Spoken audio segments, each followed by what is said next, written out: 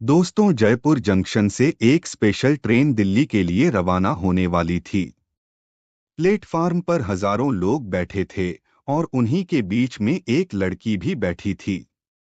तभी उस लड़की के ऊपर उसके 5 साल पुराने तलाकशुदा पति की नजर पड़ती है। वो उसके करीब आता है और देखने की कोशिश करता है कि अब इसका जीवन साथी कौन है, किसके साथ रह रही है, कहाँ जा रही है। दोस्तों, ट्रेन आ जाती है। वो लड़की स्लीपर कोच में घुसने लगती है। उसके पति का टिकट जो है उसी ट्रेन में एसी डिब्बे में रहता है, लेकिन वो भी अपनी तलाकशुदा पत्नी के पीछे पीछे स्लीपर कोच में घुस जाता है। दोस्तों, वो युवक अपनी तलाकशुदा पत्नी के ही सीट पर बैठने की कोशिश करता है कि ताकि आज की रात का सफर इसके साथ मैं कर सकूं। दोस्तों, एक दिल को छू लेने वाली कहानी है, बहुत प्रेरणादायक कहानी है। आइए जानते हैं पूरी कहानी इस वीडियो में। लेकिन उससे पहले वीडियो को लाइक करें और चैनल को सब्सक्राइब कर लें। दोस्तों, उस लड़की का नाम होता है सीमा और उस लड़के का नाम होता है दीपक। दोस्तों, दोनों की 7 साल पहले शादी हुई थी, लेकिन शादी के 2 ही साल बाद यानी 5 साल पहले इन दोनों का तलाक हो गया था। दोनों की कमियां थी उसमें, लेकिन फिलहाल तलाक हो चुका था। दोस्तों, ट्रेन चल पड़ती है। जो सीमा थी वो स्लीपर कोच में जाकर बैठने लगती है, तो उसके पीछे पीछे जो उसका तलाकशुदा पति था वो भी उसी कोच में घुस जाता है, उसी डिब्बे में घुस जाता है। हालांकि उसका जो टिकट है वो एक एसी डिब्बे का रहता है, लेकिन जब वो अपने पत्नी को देखता है बहुत उदास बैठी रहती है, और वही खूबसूरती, वही सुंदरता, तो जो है सोचता है चलो 5 साल बाद मिली है तो किसी ना किसी बहाने इसके पास बैठा जाए, इससे कुछ बातें किया जाए। तो दोस्तों, इसलिए वो उसी डिब्बे में घुस जाता है। तो दोस्तों, जो सीमा होती है वो डिब्बे के बीच में जाकर साइड वाले सीट पर बैठ जाती है। वहीं पर उसका टिकट रहता है और वो जाकर उसके पीछे खड़ा हो जाता है। दीपक ये देखने की कोशिश करता है कि क्या पता इसके दाएं बाएं कोई हो तो अभी आके इसके साथ बैठे, लेकिन जो भी आता उसे सीट पर बैठने की कोशिश करता, क्योंकि वो अकेले बैठी थी तो पूरा सीट खाली था, तो उसको तुरंत मना कर देती थी। कहती थी यहाँ पर जगह नहीं है, मेरी सीट है। एक दो लोग बोले कि अभी 1 घंटे में उतर जाएंगे, अगले स्टेशन पर उतर जाएंगे। लेकिन उसने बोला कि मेरी तबीयत खराब है और मैं यहाँ पर बैठने नहीं दूंगी, मैं आराम करने जा रही हूँ। अब दोस्तों, दीपक पीछे से सब देख रहा था। सीमा जो है खिड़की के बाहर झांक रही थी। जब भी कोई आता उसको मना कर देती थी। दीपक धीरे से जाता है, अपना बैग उसके सामने रखता है। वो पैर फैला के बैठी हुई थी जैसे बैग रखता है। वो तुरंत बोलती है कि यहाँ कहाँ रख रहे हो, ये मेरी सीट है, उतारो इसको यहाँ पर से हटाओ। दीपक बोलता है कि मैडम मैं बस 1 ही 2 घंटे में उतर जाऊंगा, मेरी सीट है नहीं तो अभी आप सोने का टाइम हो नहीं रहा है आपका, तो तब तक मुझे बैठने दीजिए। जब वो आवाज सुनते हैं तो चौंक जाती है, उसकी तरफ देखती है। 20-30 सेकंड देखती ही रहती है। ये उसका तलाकशुदा पति था। वो भी पहचान जाती है और वो अपना पैर समेट लेती है, इशारा करती है बैठ जाओ। अब दोस्तों, दोनों के ही मन में तमाम सारे सवाल उमड़ रहे थे। दीपक जो है शुरुआत करता है, बोलता है कि दिल्ली अपना इलाज कराने जा रही हो क्या? तो सीमा बोलती है कि मुझे क्या हुआ है, मैं क्यों जाऊंगी इलाज कराने? तो दीपक बोलता है कि नहीं, अभी तुमने कुछ लोगों को कहा कि सीट पर मत बैठो, मेरी तबीयत खराब है, मुझे आराम करना है, और तुम काफी उदास भी लग रही हो, क्या बात है? तो सीमा बोलती है नहीं, मेरी तबीयत खराब नहीं है, और मेरी उदासी का कारण आप जानकर क्या करोगे? आप बैठ गए हो तो बैठे रहो, ऐसी कोई परेशानी नहीं है मुझे। तो दीपक कहता है कि दिल्ली कब से रह रही हो? सीमा कहती है कि पहली बार जा रही हूँ। अब वो उसको एकटक निहारने लगता है और सीमा खिड़की के बाहर देखते देखते कभी एक नजर इस पर भी मार लेती थी। दोस्तों, सर्दियों का महीना था। ट्रेन चलने लगती है तो ठंडी ठंडी हवा घुस रही थी। सारे लोग जो पैसेंजर थे कुछ ना कुछ ओढ़ने के लिए लाए थे, अपना निकाल निकाल कर ओढ़ने लगते हैं। सीमा भी अपने बैग से एक कंबल निकालती है और ओढ़ लेती है। जो दीपक था उसका तो ऐसा कुछ लाने का मतलब ही नहीं था, क्योंकि एसी में सब कुछ मिलता है। कंबल चद्दर वगैरह कुछ घर से लाया नहीं था, तो जब ज्यादा ठंड लगने लगती है तो सीमा उससे कहती है कि आपको ओढ़ने के लिए नहीं लाए हो क्या? दीपक बोलता है, नहीं, मुझे ध्यान ही नहीं रहा, मैं तो कुछ लाया ही नहीं। सीमा बोलती है कि आपको लाना चाहिए था, आपको ठंड लग सकती है। अब दोस्तों, जब अगला स्टॉप आता है तो साइड के सीट का जो दूसरा पैसेंजर था वो ट्रेन में चढ़ता है। उसके बाद वो सीट पर आकर बैठने लगता है। उसके बैठते ही सीमा बोलती है कि इस पर कहाँ सामान रख रहे हो जी, इस पर कहाँ बैठे हो आप? ये सीट हमारी है। वो बोलता है कि क्या बात कर रही है, आधा सीट तो मेरा है इसमें। वो बोलती, नहीं, ये पूरी सीट मेरी है। दोस्तों, अपना टिकट निकालती है, दीपक को देती है। दीपक समझाता है कि ऐसा है, आधी सीट तुम्हारी है, आधी सीट इनकी है। जब सोना होगा तो ये पूरी सीट तुम्हारी हो जाएगी, ऊपर वाली सीट इनकी हो जाएगी। अक्सर इस बात पर लोग लड़ लेते हैं, उनको पता नहीं रहता। जैसे ही अगला पैसेंजर आता है उसको बोलते हैं, तुम ऊपर चले जाओ। लेकिन जहां तक बैठने का अधिकार है तो आधी सीट इनकी है। दोस्तों, सीमा दीपक की बात समझ जाती है। सीमा चुप हो जाती है। तब तक वो आदमी खड़ा ही रहता है जो दूसरा पैसेंजर होता है। उसके बाद वो जाकर बीच में बैठने की कोशिश करने लगता है, तो उसको सीमा कहती है कि यहाँ कहाँ बैठ रहे हो, तुम अपने सीट पर जाओ जहां आपकी सीट है। दोस्तों, बैठते बैठते उठ जाता है, फिर दीपक को बोलता है कि भाई साहब आप इधर आ जाइए तो मैं अपने सीट पर बैठ जाऊं। दोस्तों, दूसरी खिड़की वाली सीट पर बैठ जाता है। उसके बाद फिर ट्रेन जो है वो चल पड़ती है। जब ट्रेन चल पड़ती है तो काफी ठंडक हो रही थी। वो जो पैसेंजर आया था वो भी अपना कंबल ओढ़ लेता है निकल के। अब दोस्तों, ठंड काफी बढ़ जाती है तो सीमा अपना कंबल जो है उसको उठाते हुए उसके पैर पर डालते हुए बोलती है कि ओढ़ लो, नहीं तो तुम्हारी तबीयत खराब हो जाएगी ठंडी से। तो दीपक बोलता है कि नहीं, मुझे ठंड नहीं लगती। दरअसल मेरी ठंड के दिनों में किसी से रजाई को लेकर झगड़ा हो गया था, तब से मुझे ठंड नहीं लगती। दोस्तों, एक बार इन दोनों पति पत्नी में जब इनका तलाक नहीं हुआ था तो सर्दियों के दिनों में कंबल की खींचातानी को लेकर लड़ाई हो जाता है और सीमा जो है गुस्से के मारे उस पर पानी ही डाल देती है। रात भर दोनों फिर कुछ और ही ओढ़ के गुजारा करते हैं। अब दोस्तों, दीपक का इशारा उसी के तरफ था। सीमा भी समझ जाती है, मुस्कुरा देती है, हंसने लगती है। बोलती है कि इसमें जरूर आपकी गलती रही होगी। तो बोलता है कि नहीं, अगले ने पानी डाल दिया उसे, पर तो बताओ मेरी गलती कहाँ से थी। दोस्तों, दोनों हंसने लगते हैं। उसके बाद सफर चलता है। दोस्तों, धीरे धीरे खाने का टाइम हो जाता है तो सीमा बोलती है कि आप खाना खा लीजिए। बोलता है, मैं तो कुछ लाया नहीं हूँ, अभी आएगा कोई तो मैं उसी से लेकर खा लूंगा, तुम खा लो अगर लाई हो तो।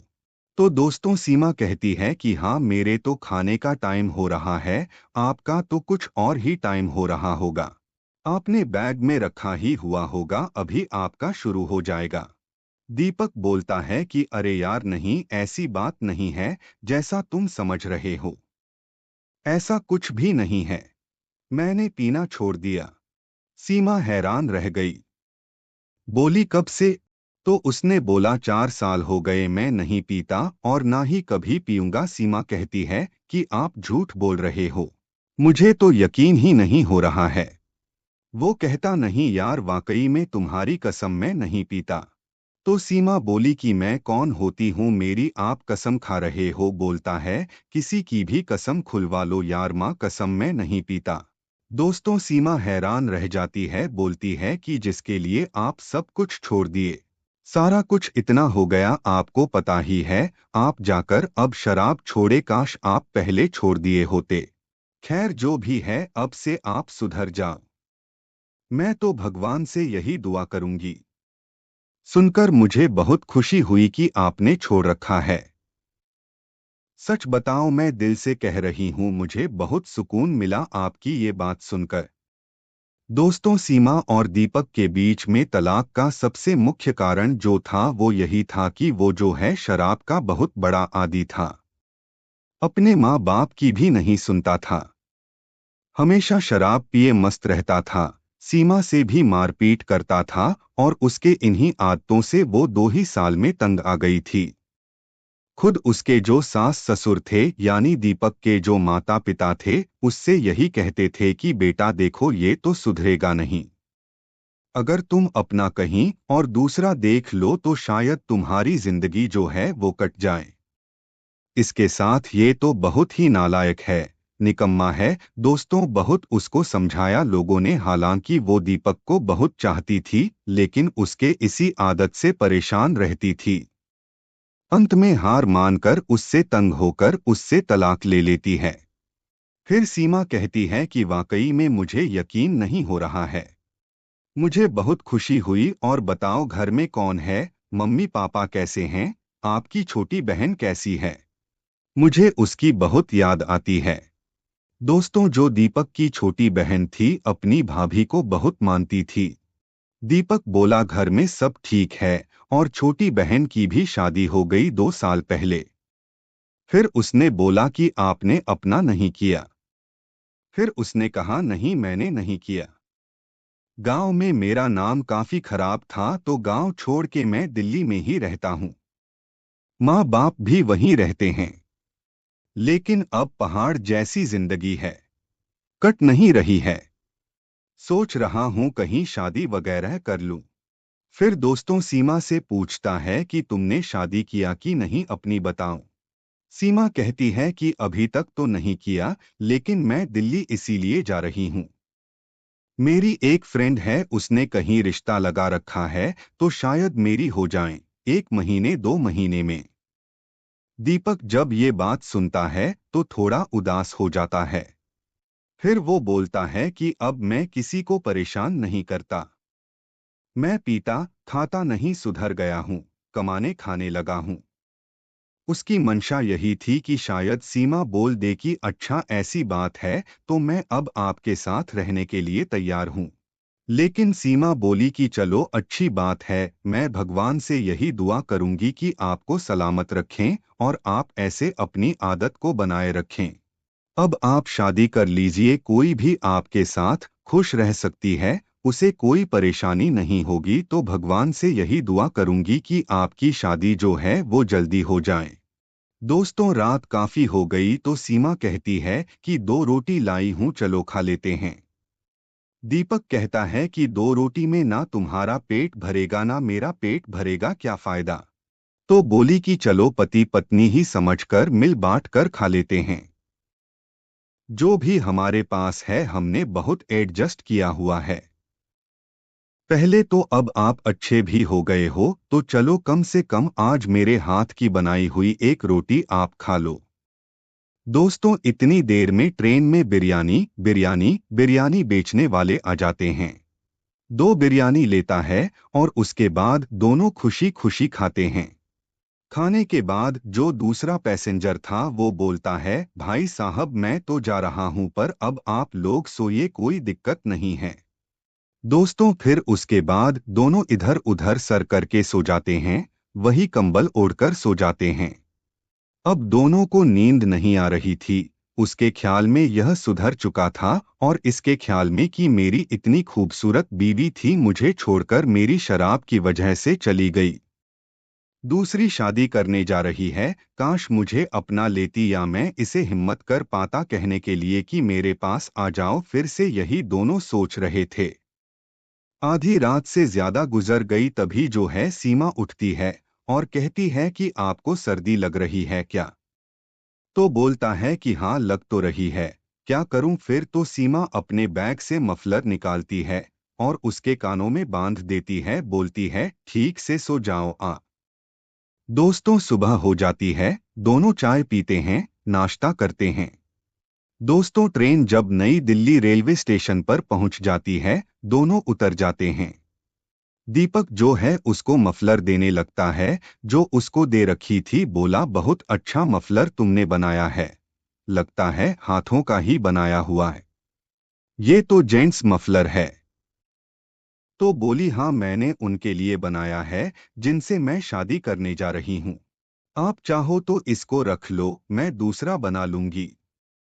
दोस्तों दीपक मफलर रख लेता है और अपनी जेब में हाथ डालता है तो 2,500-3,000 रुपए उसकी जेब में पड़े थे, तो सीमा को देने लगता है कि ये लो रख लो, तो सीमा कहती है नहीं इसकी जरूरत नहीं है, मेरी एक फ्रेंड आने वाली है और आप पैसे रख लो। इस तरीके से पैसे लेन देन का कोई तुक नहीं बनता है। तो बोलता है चलो मैं छोड़ दूं तुम्हें जहां भी जाना हो, तो बोली नहीं मेरी एक फ्रेंड आ रही है, आप आराम से चले जाओ। दोस्तों इतने में पूजा की फ्रेंड आती है, उसका नाम राधिका होता है। तो बोलती हैं अरे सीमा बता कोई दिक्कत तो नहीं हुई तुझे सफर में? तो सीमा बोलती है कि नहीं यार कोई दिक्कत नहीं हुई, लेकिन मैं तुझे क्या बताऊं, मेरा जो तलाकशुदा पति था वो भी भटकते भटकते मेरे ही सीट पर आ गया। टिकट था नहीं, तुझे क्या बताऊं, अब सुधर गया है, पीता खाता बिल्कुल नहीं। उसे देखकर मुझे बड़ी दया आ रही थी, वो मुझसे कुछ कहना चाह रहा था लेकिन शायद कह नहीं पाया, और जब वो जाने लगा तो मैं सच बताऊं कि मेरे आंखों से आंसू आ गए। उसको जाते हुए देखकर तो राधिका बोलती हैं हाँ तो अब मरने दे, उसको ज्यादा दया दिखाने की जरूरत नहीं है, अब उसको समझ में आएगा ना कि तू कितनी सुंदर है। उसको बताया कि नहीं कि मैं शादी करने जा रही हूँ। तो उसने बोला हाँ मैंने बता तो दिया उससे कि शादी करने जा रही हूँ। बड़ा उदास लग रहा था वो, तो बोली हाँ अफसोस करने की जरूरत नहीं है, चल मैं तेरे लिए जो रिश्ता ढूंढी हूँ उसको देखना, फिर तू खुश हो जाएगी। इतना अच्छा लड़का है, वो कमाने खाने वाला बंदा है, कोई दिक्कत वाली बात नहीं है, कल मेरे साथ चलना। अब दोस्तों राधिका जो है सीमा को अपने रूम पर लेकर चली गई। इधर जो दीपक अपने घर पर चला गया, उसकी दिल्ली में जीन्स की फैक्ट्री थी, 40-50 लोग उसमें काम करते थे। अगले दिन दीपक अपनी फैक्ट्री पर पहुंचता है। दोस्तों उसी फैक्ट्री में जो राधिका थी वो काम करती थी। राधिका उससे आकर बोलती है कि सर वो जो लड़की मैंने आपसे बताया था, जिसके बारे में आपसे बात कर रखी थी, वो आ गई है, तो आपसे मिलना चाहती है, तो आपसे मिलवा दूं क्या? तो दीपक कहता है हाँ यार मिलाओ, तुम तो कह रहे थे तुम्हारी फ्रेंड बड़ी अच्छी है, बड़ी खूबसूरत है, जरा मैं भी देखूं यार, मुझे तो शादी करनी है, अगर मुझे जमेगी तो कर लूंगा। दोस्तों राधिका आगे आगे आती है, पीछे से पूजा आती है, जैसे कमरे में घुसती है ऑफिस में। दीपक उसको देखकर चौंक जाता है, बोलता है अरे तुम तो बोलती है आ। अब दोस्तों दीपक उसको देखते ही चौंक जाता है। राधिका से बोलता है राधिका यही है? तो राधिका बोलती है हाँ सर यही है। अब दोस्तों दीपक जो है वो सीमा से बोलता है कि बिल्कुल कुछ बोलना नहीं है तुम्हें। फिर वो राधिका से बोलता है कि अरे राधिका यार तुम्हारी फ्रेंड तो अच्छी है, लेकिन यार ये तो शादीशुदा लग रही, तुम तो कह रही थी लड़की कुंवारी है। तो उसने बोला हाँ सर बिल्कुल कुंवारी है, आपकी कसम आप पूछ सकते हो, मैं झूठ नहीं बोलूंगी, इसकी शादी नहीं हुई है। दीपक बोलता है अरे यार राधिका तुम क्यों कसम खा रही हो, यही तो मेरी पहली पत्नी है जिससे हमारा तलाक हो चुका है। अब दोस्तों वो हैरत रह जाती है, उसने दीपक को बताया था कि लड़की बिल्कुल कुंवारी है, माँ बाप गरीब हैं, उम्र जो है वो 28 साल की हो गई है, उसकी शादी नहीं हो पाई है, लेकिन लड़की सही है। दोस्तों फिर दीपक बोलता है कि राधिका कहीं तुमने इनसे तो नहीं बताया कि मैं कुंवारा हूं? तो बोलती नहीं सर, मैं इतना भी झूठ नहीं बोलती। दोस्तों उसके बाद दीपक सीमा से कहता है कि सीमा देखो, ये सरिता जो है ये समझ लो हमारे लिए भगवान है। ये अगर हमको मिली है तो अब यहाँ पर इतने सारे लोग हैं, तुम किसी से भी पूछ सकती हो। अब मैं पीता तो नहीं हूँ, आराम से कमाता हूँ, अपने माँ बाप की सेवा करता हूँ। तुम किसी से भी पता कर सकती हो और भगवान ने मौका दिया है तो एक बार और तुम मुझे मौका दो। मेरे पास आ जाओ तो मैं तुम्हारा एहसान जिंदगी भर मानूंगा। तुम चाहो तो किसी से भी मेरे बारे में पता कर सकती हो। दोस्तों उसके बाद सीमा की आंखों से आंसू आ जाते हैं, बोलती हैं मुझे अब किसी से पूछने या पता करने की जरूरत नहीं है। दोस्तों उसके पास आती है, उसके गले से लग जाती है। दोस्तों एक बार फिर से दोनों की जिंदगी बसती है। दोस्तों उसके बाद दोनों राधिका को लाख लाख धन्यवाद देते हैं कि तुम्हारी वजह से हमारी एक बार फिर से जिंदगी बन गई। दोस्तों शाम को जब वो सीमा को लेकर राधिका भी जाती है, दीपक अपने घर पर जाता है, अपने माँ बाप के सामने उसको खड़ा करता है कि देखो मम्मी पापा आपकी बहू आ गई है। फिर से दोस्तों इतना खुश होते हैं वो कि जिसका कोई हिसाब नहीं। दोनों को लाख लाख आशीर्वाद देते हैं। उसके बाद कहते हैं बेटा ये लक्ष्मी थी, हमारे घर से चली गई थी फिर हमारे घर में आ गई है। राधिका को बहुत बहुत धन्यवाद देते हैं। लेकिन उसके बाद दीपक कहता है कि राधिका इसीलिए तो मेरी फैक्ट्री चला लेती हो कि तुम इतनी होशियार हो। फिर दोस्तों सीमा और दीपक अपनी एक अच्छी जिंदगी खुशी खुशी जीने लगते हैं। तो दोस्तों ये कहानी आप लोगों को कैसी लगी कमेंट करके जरूर बताइए। ये एक सच्ची कहानी है। दोस्तों अगर ये कहानी आपको अच्छी लगी हो तो आप चैनल को सब्सक्राइब कर लीजिए। फिर मिलेंगे अगले वीडियो में। तब तक के लिए जय हिंद जय भारत।